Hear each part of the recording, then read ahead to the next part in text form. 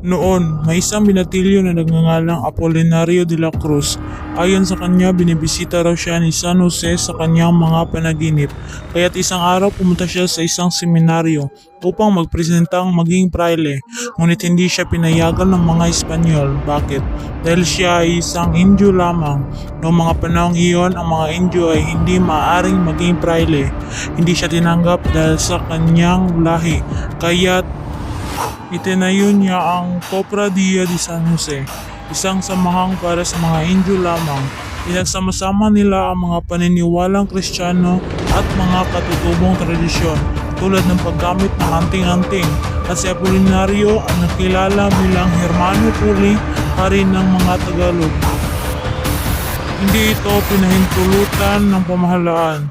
1,000 sundalo ang dumating para arestuhin ang Cofradia de San Jose. Preparse! Hindi natinag ang grupo ni Hermano Puli. Matapang nilang hinarap ang mga puwersang Espanyol. Naniwala sila sa pamamagitan ng anting-anting ay puprotektahan sila ng Diyos. Ngunit hindi ito nagdala sa kanila ng swerte.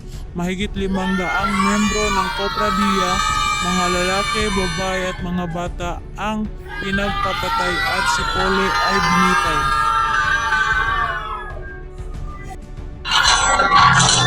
Si Huli ay binitay.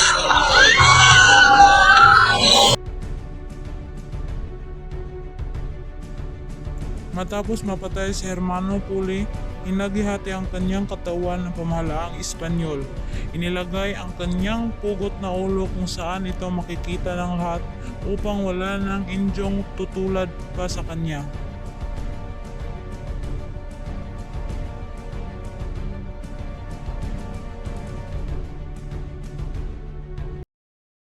Padre. Gracias, pero ano't naisingit mo yan sa ating diskusyon.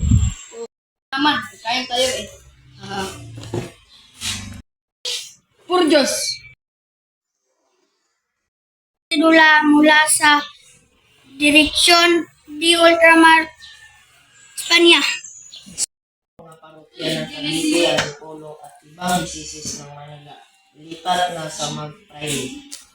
Puro matagal na to sa pamamahal nating mga sihat.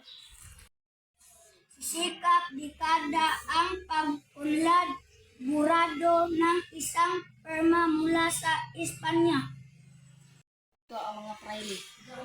Mayaman na ang parokya ng Cavite at Antipolo kaya nila ito inagaw.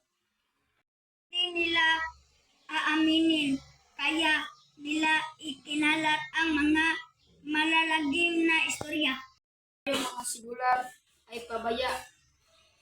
Ayo daw ay mga tubong isla. Mahinang kukote at hindi babagay sa maging isang opisyal. Inuulit ang kwento ni Hermano Puli Dilit na ipinagmumukha ng mga praile sa atin na wala tayong ipinagkaiba ni Puli ng isang anti-Espanyol. Padre kay Puli. Ayon mga Espanyol din. Sa Lemper Sami Sari, napatunayan ng tatay ko ng isang Espanyol. Isang opisyal at sa Manila. Alam mo, Padre, kung nabubuhay lamang. Yan ang problema iyo sa mata ng mga praile. Sila ay Espanyol pero tayo na mga Kastila na isinilang dito ay hindi tunay na Espanyol. Ngayon, ano tayo? Ay sa mata ng praile, tayo no Espanyol. Porlo, tanto, segunda klase o rehimplo. Paano ka maituturing na Espanyol kung mahilig ka sa sumasanghilig ng Cavite? Si Pipi talaga, mahilig sa suman. Oh, Pipi, kain na. Nabibiruan na naman tayo. Necesitamos. De la supervisión de las parroquias de Antipolo. Es una gran victoria para nosotros. Debemos estar atentos. Los indios son cada vez más fuertes. Idiotas, ono na punlo ahi si debimos está preparados mi timo que algún día otro hermano Ule subirá de sus filas o on José María Moret. Cristo fue lidero la rebelión en México. Imagina a Pres.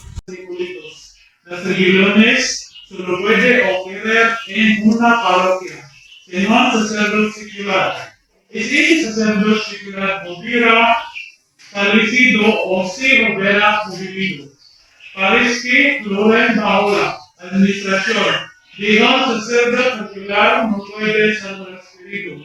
El decreto de España es claro.